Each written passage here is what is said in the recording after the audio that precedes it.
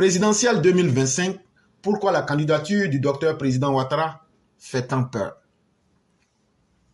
Les opposants de Côte d'Ivoire que vous voyez là, quand vous leur demandez est-ce que le président Ouattara doit se présenter, ils vous disent non, le président Ouattara, il a déjà fait 3 mandats. En réalité, là, leur problème, ce n'est pas 3 mandats. Parce que aujourd'hui, là, c'est dans 3 mandats, là, Ouattara a pu imposer la paix. C'est dans 3 mandats, là, eux, on paye leur rente viagère. C'est dans 3 mandats, là, eux, ils ne sont plus en exil. Tellement la Côte d'Ivoire est devenue belle et douce. Eux-mêmes, là, ils ont fui de leur exil pour venir en Côte d'Ivoire.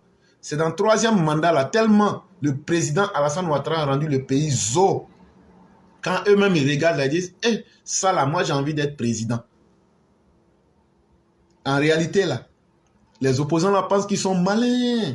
C'est-à-dire que le président Ouattara, là, lui, il est leur bella. Quand eux gâtent le pays, là, le président Ouattara vient, il arrange. Quand il finit d'arranger, là, eux viennent s'asseoir dessus comme Bédia a fait. Maintenant, eux tous, là, c'est la même chose, ils veulent faire encore. Ils ont gâté jusqu'en 2010. Le président Ouattara est venu l'arranger encore.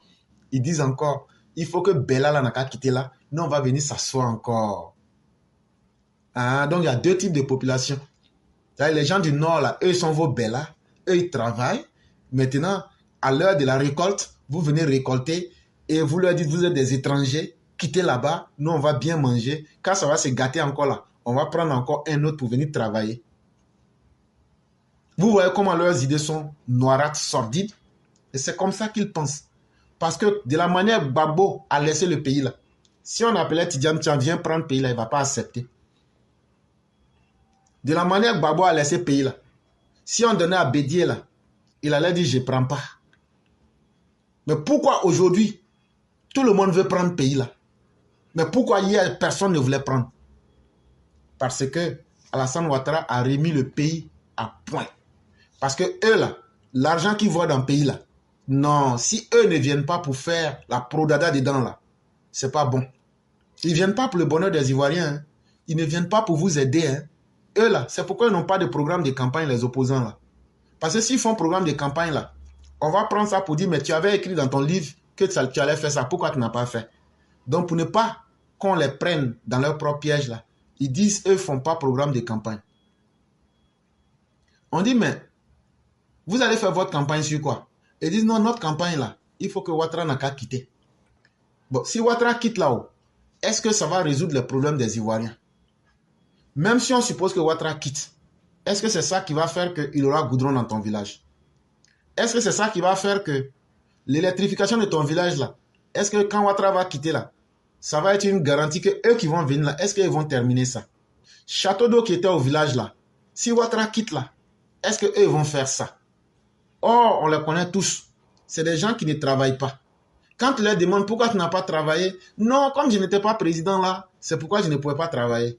Non, comme il y avait une rébellion là, je n'ai pas pu travailler. Mais on dit, la partie où tu avais là, tu pouvais travailler. Non, comme moi j'étais Tidjane Thiam là, j'ai fait 23 ans à l'extérieur du pays, faites-moi confiance. On fait confiance à quelqu'un qu'on ne connaît pas. Depuis quand vous avez vu ça? C'est une insulte à notre intelligence. En réalité, leur seul programme de campagne, c'est ôte-toi que nous nous y mettions. Ça veut dire, Ouattara quitte là, nous on va se mettre là. Maintenant là, sur le butin là, on va se battre. Mais toi tu vas travailler, nous on doit bouffer. C'est ça qui fait peur aux opposants. Parce qu'une fois qu'on dit que Ouattara est candidat, ça mélange tous leurs plans. Parce que Ouattara a un bilan. Ouattara a un programme de société. Et Ouattara est l'homme politique qui est le plus à jour sur toutes les questions de la Côte d'Ivoire. Et Ouattara est un homme politique qui a un carnet d'adresses et une puissance politique qui va au-delà de la Côte d'Ivoire. En un mot, le président Ouattara remplit plus que bien même toutes les conditions. C'est comme un élève à qui on devrait remettre 10 sur 10, mais le président Ouattara, lui, il est comme 15 sur 10. Alors que les autres, là, eux sont à 1 sur 10, 0,1 sur 10, 0,0 sur 10. Il y a d'autres même, c'est moins 1 sur 10 même. Voilà la grande différence. Donc, la nouvelle chanson qu'ils ont trouvée, c'est que eux tous sont d'accord. La CEI est mauvaise, mais en même temps, eux, ils veulent avoir des vice-présidents à la CEI. Tu dis que quelque chose n'est pas bien, mais en même temps, toi, tu veux cette chose. Ils disent que Ouattara doit quitter. Ouattara doit quitter, mais qui va assurer la paix comme Ouattara? Ils n'ont pas encore pensé à ça. Ouattara n'a qu'à quitter. Qui va continuer le travail que Ouattara a commencé? En tout cas, ce n'est pas eux. C'est là que tu te rends compte que ces personnes, les opposants, là, eux tous là, ce n'est pas la Côte d'Ivoire et toi, le peuple là. Ce n'est pas toi, ton intérêt qui les intéresse. C'est leur propre vente qui les intéresse. C'est de ça qu'on va te parler ici. La perspective d'une candidature d'Alassane Ouattara à l'élection présidentielle de 2025 semble troubler le sommeil des acteurs politiques de l'opposition, lesquels ne ratent aucune occasion de décourager cette éventualité. Mais pourquoi donc une candidature du président Ouattara fait-elle tant peur? Donc lorsque vous êtes sur Internet, tout récemment on a vu Afinguessan, et ce n'est pas une nouveauté, c'est devenu leur habitude. Tellement l'idée que le président Ouattara sera candidat les effraie. Ils sont là, c'est eux qui parlent, qui menacent. Alors que eux, ils ont déjà choisi leur candidat. Ni le président Ouattara, ni les militants du RDR, RHDP n'ont crié au loup. On dit chaque parti peut choisir le candidat qu'il veut. Si tu veux même, tu peux introniser ton candidat comme au PDCI, sur base tribale, ethnique et clanisée.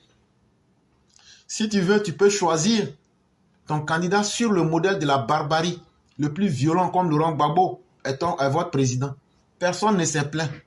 Mais bizarrement, eux les opposants là, c'est eux qui disent que c'est eux qui doivent désigner nous notre candidat. C'est à croire que c'est l'hôpital qui se fout carrément de la charité. Dernier acteur politique de l'opposition à se prononcer sur une éventuelle candidature d'Alassane Ouattara, c'est Afinguessan, qui ne veut guère en entendre parler. Afi dit ça là, Ouattara candidat là, que lui n'aime pas. Il n'aime pas que les gens parlent de ça. Lui n'aime pas que ses oreilles là, ça rentre dans ses oreilles. Lui n'aime pas ça du tout. Il dit de vous dire ça. Ce serait un grand risque pour le pays que M. Ouattara soit encore candidat en 2025, a déclaré Afinguessan pour alerter l'opinion dans une interview diffusée sur RFI le 20 novembre 2024. Comme les Français là, eux sont avec ceux qui enterrent et ceux qui déterrent. Et donc, eux ils sont toujours dans la manipulation des deux côtés, comme les deux anges de Babylone, Harut et Marut, celui qui attache et celui qui détache. Les Français, à chaque fois qu'il y a des élections dans des pays stables en Afrique, essaient toujours de jouer sur les deux fronts. Après l'épisode Robert Bourgui, les mêmes Français invitent les opposants ivoiriens pour amplifier le bruit à partir de l'extérieur. On maîtrise bien votre stratégie. Et donc quand c'est comme ça, ça va faire peur aux dirigeants ivoiriens pour dire waouh, tout le monde parle, il faut qu'on fasse attention. C'est une stratégie. Et ces opposants-là payent cher pour passer sur ces télévisions et ces chaînes-là pour pouvoir faire atteindre leur stratégie. Mais la vraie réalité, là, ce sont les Ivoiriens qui iront voter. C'est les Ivoiriens qui savent à la fin de la journée ce qui est bon pour eux ou pas. Mais ce que la France ne comprend pas, c'est que du fait qu'elle ne change pas son logiciel et que la France veut toujours animaliser, minimiser les peuples africains, la France doit se souvenir que ce qui lui est arrivé au Mali, ce qui lui est arrivé au Niger, ce qui lui est arrivé en Centrafrique, ce qui lui est arrivé au Burkina, n'était qu'un échantillon par rapport à ce qui va lui arriver en Côte d'Ivoire. Parce que la politique de la prostituée que la France fait en se livrant à tout bout de champ, c'est une politique qui dévalorise même la diplomatie française elle-même. C'est une politique qui finit même par faire perdre de la crédibilité à la France elle-même. Mais la France a toujours été comme ça. En 2020, la France a bien gracieusement laissé Soroguium utiliser la France comme une zone de lancement des messages violents. Et on peut vous citer autant de pratique de la France. Aujourd'hui, la même France, à travers certains médias d'État comme RFI, se remet dans le même jeu en pensant que ça va permettre aux autorités françaises de faire du chantage sur les deux camps, l'opposition et le parti au pouvoir. Mais la France ne veut pas accepter que les époques et les circonstances ont beaucoup changé. La France ne veut pas se souvenir qu'elle a été humiliée par le Mali. La France ne veut pas se souvenir qu'elle a été humiliée au Burkina Faso. La France ne veut pas se souvenir de la dure réalité qu'elle a mordu la poussière au Niger et en Centrafrique. La France veut encore une 5e humiliation. Mais la France aura cette humiliation-là. Il faut qu'elle s'apprête et qu'elle comprenne que cette fois-ci, là, nous, en tant que des nègres, nous connaissons ce qui est bon pour nous. Nous savons ce qui peut nous arranger. Nous ne sommes pas les enfants de la France. Si la France ne veut pas nous respecter, nous saurons imposer le respect. Il faudrait que la France comprenne cela. Parce que voir un pays qui est stable et voir des opposants médiocres qui ont été même des ennemis de la France et la France qui ne se souvient même plus de son histoire récente, aujourd'hui s'encoquiner avec ces personnes-là pour justement déstabiliser la Côte d'Ivoire comme en 2020, cette fois-ci, les autorités françaises ne s'en sortiront pas indemnes. En tout cas, nous préférons le dire, les intérêts français en Côte d'Ivoire, les autorités françaises en Côte d'Ivoire et les Français même vivant en Côte d'Ivoire, vous ne vous en sortirez pas indemne en 2025 de votre turpitude et de votre duplicité. Parce que ce que la France fait là, si des opposants français viennent le faire en Côte d'Ivoire, vous allez voir que l'ambassadeur ivoirien en France sera convoqué d'urgence pour déposer une motion de protestation. Mais comme vous ne voulez pas respecter nous, nos dirigeants et nos institutions, comme vous nous voyez dans un rapport de dominé à dominateur, vous pouvez vous permettre de prendre des opposants aussi dangereux, toxiques et inutiles pour fanfaronner sur vos chaînes d'État pour juste mettre en mal la stabilité de notre pays. Mais nous ne sommes pas dupes, nous voyons, nous comprenons, mais l'heure des conséquences arrivera. Et donc voilà ce que Afi va dire, que c'est un très grand risque si le président Ouattara se présente. Mais ce que Afi oublie, c'est qu'en 2020, là, Gbagbo a dit pire que ça. Gbagbo dit que si Ouattara se présente là, que ça sera la fin du monde. Pourtant, on n'a pas vu la fin du monde. On sait, quand vous dites ça, on sait les plans que vous avez préparés pour éventrer les Ivoiriens. Mais vous n'êtes pas plus fort que Dieu. Vous ne serez pas plus fort que la volonté des Ivoiriens. Mais cette fois-ci là, ça sera la fin du film. Mais Afi n'était pas le seul. Quelques jours auparavant, soit le 31 octobre 2024, c'est Blé Goudé qui rejetait lui aussi cette éventualité. Au-delà du président Ouattara, j'ai toujours pensé qu'il est temps de tourner la page de nos aînés. Il faut qu'ils acceptent de passer la main pour ne pas priver la Côte d'Ivoire de ses atouts, notamment la jeunesse. Pleine de vigueur, capable de proposer des idées nouvelles et de rivaliser avec le reste du monde, a-t-il déclaré dans une interview sur France 24.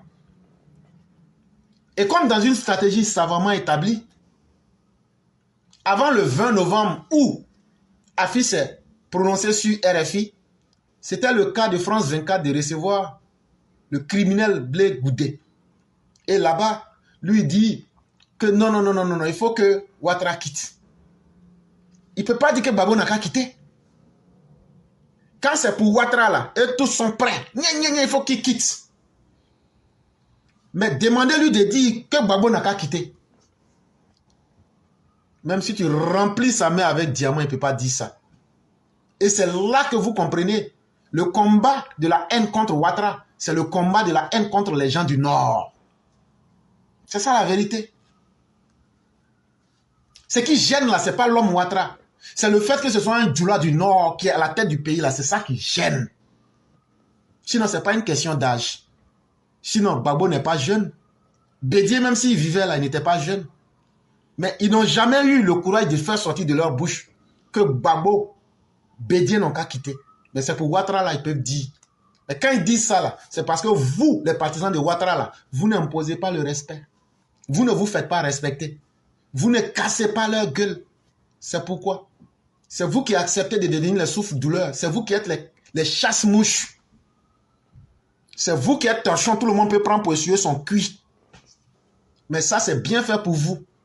Si vous pensez que c'est en vous abaissant, en faisant pitié, en jouant les rabougris, que les gens vont avoir pitié de vous, sachez que les vers de terre et les cafards, on les écrase.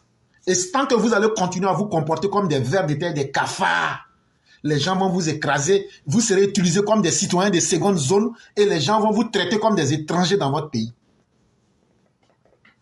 Continuez. C'est vous qui aimez les autres. Sans les autres, c'est les autres qui doivent mener votre combat. Mais vous ne vous aimez pas vous-même. Vous ne trouvez pas les ressources pour encourager vos enfants. Ce sont les enfants des autres qui vont venir et demain quand ils vont changer de dos, vous êtes triste. Mais ça n'a pas encore commencé. Votre lâcheté et votre inconscience là, quand ceux-là vont se remettre ensemble, ils vont vous avoir, même si c'est une journée là, même Rwanda sera petit dedans. Simone et Yves Gbagbo n'envisagent pas, elle non plus, une candidature de Ouattara. Et voici ce qu'elle disait le 4 septembre 2024. Si nous regardons nos textes, il n'avait pas déjà le droit d'être candidat en 2020. Aujourd'hui, il n'a encore moins le droit. En français facile, Ouattara ne devrait même pas être candidat en 2020. Donc, ce n'est pas en 2025 qu'il sera candidat. Et où elle disait ça? Sur France 24. C'est pas bizarre. Si ce n'est pas sur RFI, c'est sur France 24. Si ce n'est pas Bourgui, c'est Afinguessan. Si ce n'est pas Afinguessan, c'est Simone. Si ce n'est pas Simone, c'est Blé Goudé. Et presque au même moment, il n'y a qu'une semaine de différence. Si ce n'est pas sur France 24, c'est sur RFI. C'est à croire qu'il n'y a pas d'autres chaînes en France. Oh, il se trouve que France 24 et RFI sont des chaînes d'État français. Et donc, ça veut dire que c'est une complicité de l'État français lui-même. Et bizarrement, les gens du RHDP, on ne les appelle pas pour leur demander. En un temps bien ciblé, c'est les opposants qui sont devenus les chouchous. C'est les opposants qui passent, c'est eux qui parlent, c'est eux qui donnent leurs avis. C'est quand même bizarre, n'est-ce pas? Vous serez d'accord avec moi?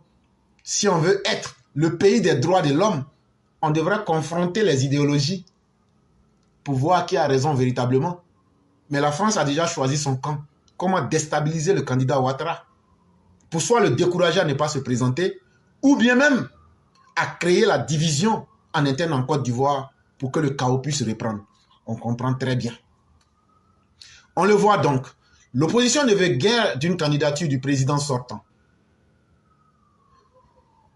C'est qu'elle a peu de chances de sortir vainqueur d'une joute électorale qui opposerait ses candidats à Alassane Ouattara, et cela pour plusieurs raisons.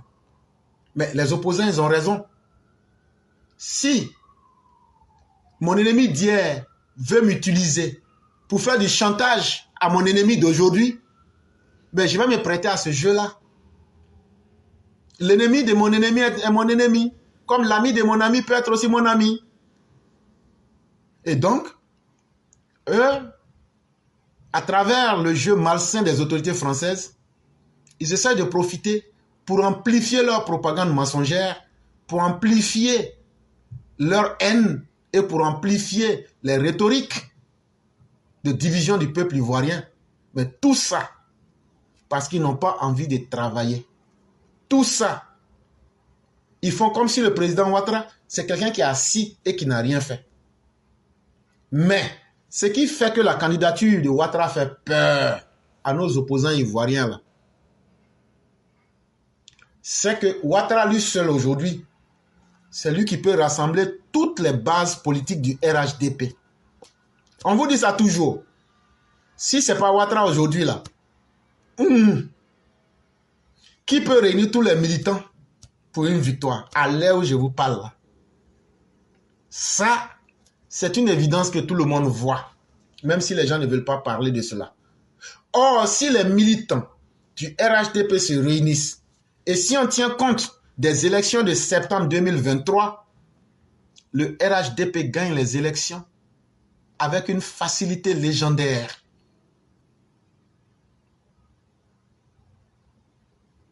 Et donc, si Ouattara se présente, c'est pas bon pour eux. Parce que c'est une machine politique solide, avec des militants qui se reconnaissent en un homme à travers sa politique et ses résultats. Et donc, eux, les opposants, ça ne les arrange pas. Mais si Ouattara n'est pas candidat, il aura des découragements, il aura des mécontents et il aura des divisions dans le RHDP. Donc, les forces vont se disperser. Là, maintenant, et les opposants, là, plus on sera divisé, et maintenant, ils vont maintenant avoir raison du RHDP. En cas de candidature du président Ouattara, l'opposition pourrait donc subir une déferlante RHDP, d'autant que ce parti est solidement implanté à travers tout le territoire national. En témoigne la razzia qu'il a opérée aux dernières opérations et élections générales de septembre 2023. À l'occasion, le RHDP avait remporté 123 communes sur 201.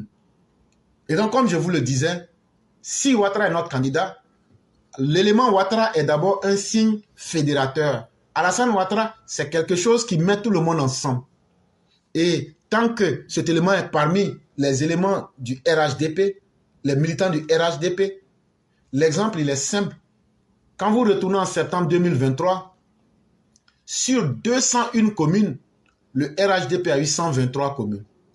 Sur 31 régions, le RHDP a eu... sur 31 régions, le RHDP a eu 25 régions. C'est dire si, à lui tout seul, il a des réelles chances de triompher de tout candidat de l'opposition. Sans compter d'ici là, il pourrait tisser une coalition plus large avec l'enrôlement d'éventuels dissidents, transfuges des partis de l'opposition. C'est la deuxième raison pour laquelle la probabilité d'une candidature de Ouattara fait peur à l'opposition. Et ça, les résultats que je viens de vous donner, c'est des choses que tout le monde voit. Mais même hier, Kafana dit qu'il y a 135 personnes qui étaient de l'opposition qui sont venues s'ajouter au RHDP. Moi, ça ne me fait ni chaud ni froid. Mais bon, ils étaient au siège là-bas, que ce sont des nouveaux militants qui disent qu'ils sont devenus RHDP. Moi, je dis, on vous regarde dedans. Mais supposons que ces personnes-là soient des transfuges de l'opposition, des dissidents. Ça fait peur à l'opposition. Parce que le RHDP en tant que force seule peut gagner. Mais entre-temps, d'ici octobre 2025, s'il y a des dissidents qui viennent s'ajouter au RHDP, des transfuges, et surtout n'oubliez pas, les nouveaux majeurs qui ont été ajoutés à la liste, c'est le RHDP qui a battu le pavé pour faire inscrire le plus de personnes. Quand tu mets tous ces éléments ensemble, l'opposition est très mal partie. Sinon, comment demander que quelque chose soit rejeté de façon illimitée, alors que sur une période d'un mois, vous n'avez même pas pu inscrire 100 000 personnes. En réalité, vous n'avez pas de militants.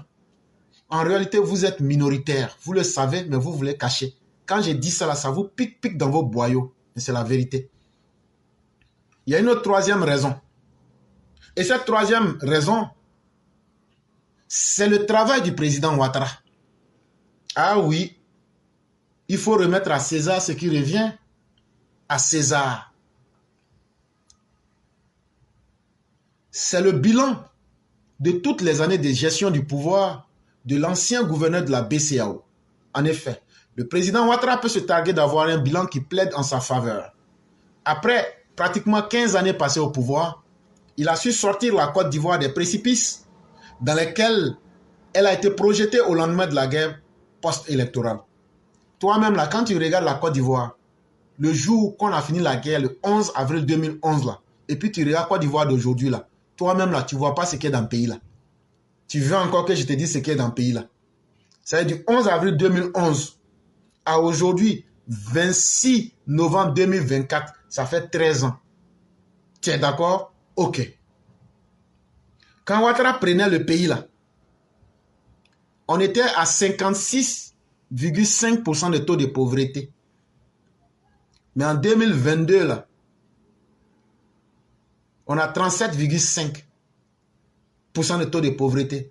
Ça veut dire on a fait sortir 4 200 000 personnes de la pauvreté. Tu vas me demander comment? À travers les filets sociaux, à travers la création d'emplois, à travers la création de richesses. C'est sur Ouattara là, on a construit des écoles de la deuxième chance. On a construit des écoles pour faire apprendre des métiers. Tous ceux qui ont voulu apprendre un métier là, ils sont allés, ils ont appris. On a construit les centres d'éducation civique. Même les enfants qui étaient appelés microbes aujourd'hui, là, on a trouvé travail pour eux. Ceux qui voulaient, hein, maintenant ceux qui ne veulent pas, ça c'est un autre cas. Donc là, c'est comme ça qu'on a fait pour faire diminuer la pauvreté. L'administration publique en charpie. Plusieurs édifices publics ayant été dévastés. Plusieurs routes étaient impraticables et à l'abandon. Le pays était infréquentable du point de vue diplomatique. Toi-même là, quand la guerre est finie là, le pays était beau, hein. Même fil électrique, tu ne trouves pas, ils avaient tout enlevé. Les routes, il n'y en avait plus. Tout le monde avait peur de la Côte d'Ivoire parce que quand un pays sort de la guerre là, c'est un pays à dépenses. Tout le monde fuyait la Côte d'Ivoire. Et quand le président Ouattara est venu, contrairement à tous les pays, depuis que vous êtes sur la terre là, vous avez une fois vu un pays qui est en guerre. Et puis 5, 6 ans après, les gens viennent dire, c'est ici il y avait eu guerre. Pour la première fois, c'est en Côte d'Ivoire on a entendu ça. On dit dans votre pays là, il y a eu guerre. Sur combien d'années? De 2002 à 2011. Ah bon? Ce qui fait que les gens sont étonnés là. Toi seul, Alassane Ouattara, tu as construit le 3e pont, le 4e pont, le 5e pont à Abidjan. Quand toi-même tu vois les ponts là, tu cries, Adama, est-ce que je ne suis pas sur le Brooklyn Bridge? Est-ce que je ne suis pas sur le pont de Brooklyn? Il y a aussi le pont de Jacquesville, le pont de Bétier.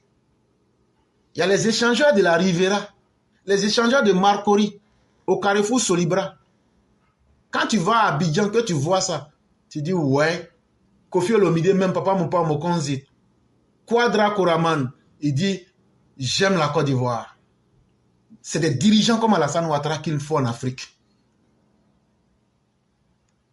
Quand tu imagines les milliers de kilomètres de routes qui ont été effectuées pour relier par exemple Dimokro à Bokanda, en passant par Thiébissou, tu tournes un peu, tu rentres à Didier et puis tu sors à Yakassé à Tobrou, au pont Bétier. Toi-même, tu es là, tu ne comprends rien dedans. Tu dis, mais c'est en comment?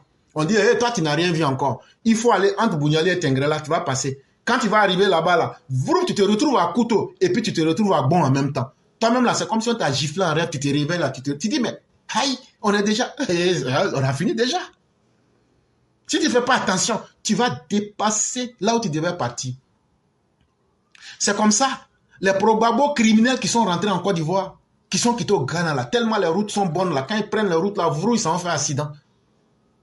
Tellement les routes sont bonnes. Et dans tout ça encore, le PDCI qui a privé les baoulés de courant à Soubré là, quand le président Ouattara est venu en collaboration avec les Chinois, il a frappé le barrage de Soubré. Et le président Ouattara seul, il a construit l'université de Mans, l'université de San Pedro, l'université de Bondoukou, l'université virtuelle des 2 plateaux. Les gens oublient ça aussi. Il faut qu'on cite. Lui seul 6 universités. En 92, il a fait ouvrir l'université de Boaké et l'université à Bobo Nangui à Brogua. C'est de cela qu'il est question. Mais vous allez me demander, et les écoles et puis les établissements d'enseignement technique qui sont sortis des terres. Bon, là, je ne vais pas vous raconter la liste parce que la Côte d'Ivoire est quand même assez vaste. Mais il faut aller voir le lycée d'excellence des Grands Bassam. Toi-même, là, il faut aller voir.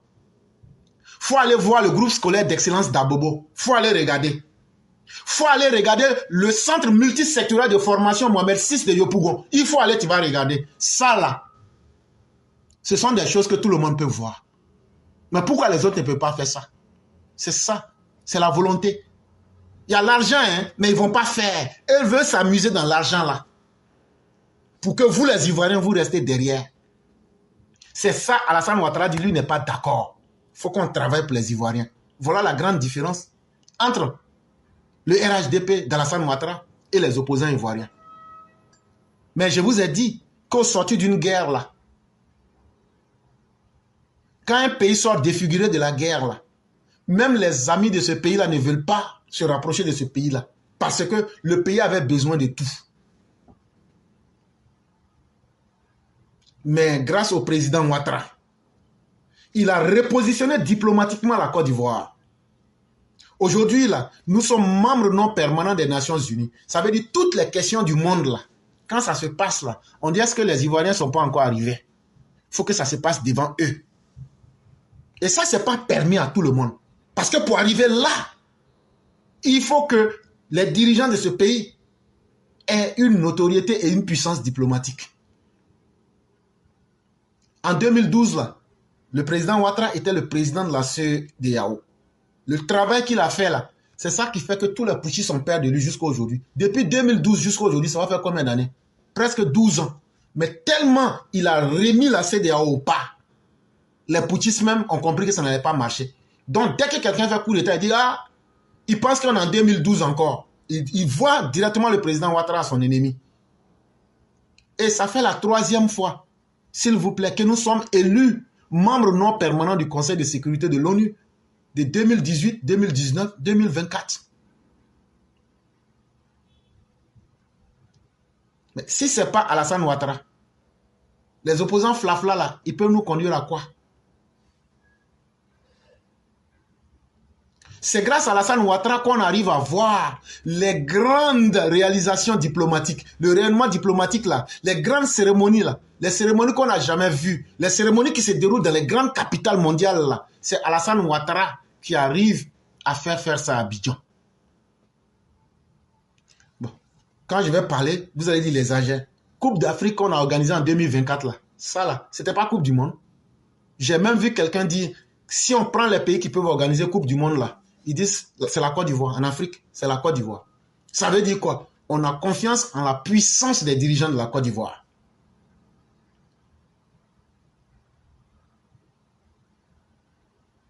Mais pour ceux encore qui ne sont pas satisfaits, je peux vous citer au plan sanitaire. Des nouveaux centres hospitaliers régionaux ont été ouverts. On appelle ça les CHR. De nouveaux centres de santé ont poussé à Boasso, à Azopé, à Man, à Méagui. Aujourd'hui, on est en train de construire un métro qui va partir d'Anyama jusqu'à Port-Boué. Le pays, même si tu es haineux, tu sais que le pays est en train de bouger. Parce que celui qui s'est fait appeler économiste de métier, Alassane Ouattara, il a réellement remis l'économie sur les rails. Et aujourd'hui, nous sommes à un taux de croissance, depuis qu'il est au pouvoir, qui tourne autour de 7%. Depuis que Ouattara est venu au pouvoir. Alors que quand il prenait le pouvoir, on était pays pauvre, très endetté.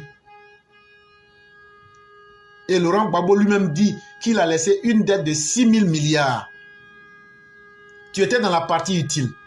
Grâce à la guerre, on t'a privé de travailler dans la partie inutile.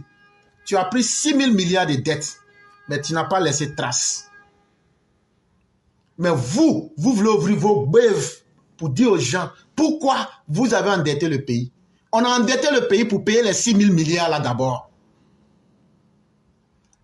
Tu as compris?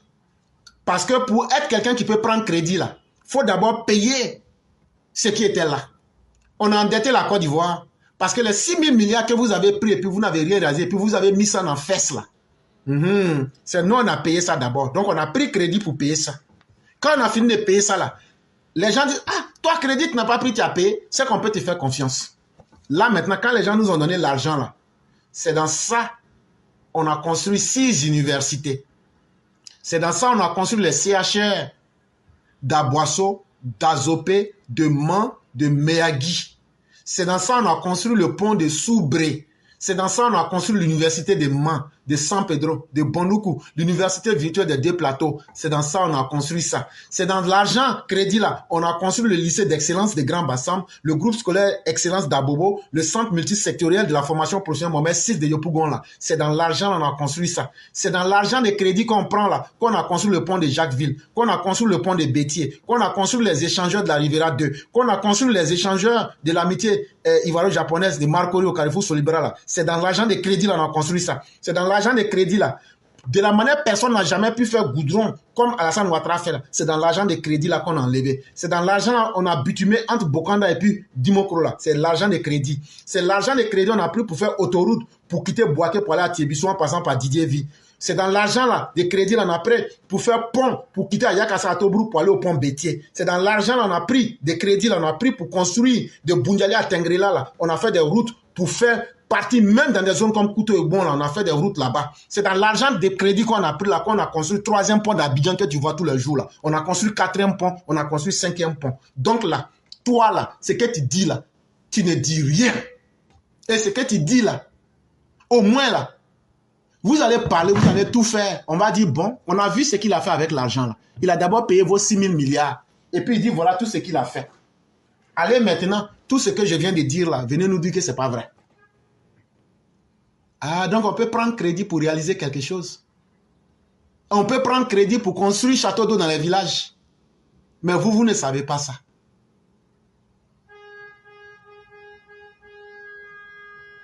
C'est tout cela qui fait peur aux opposants. Et c'est pourquoi ils savent que le nom Ouattara seul gagne déjà les élections. Et ils sont en train de crier.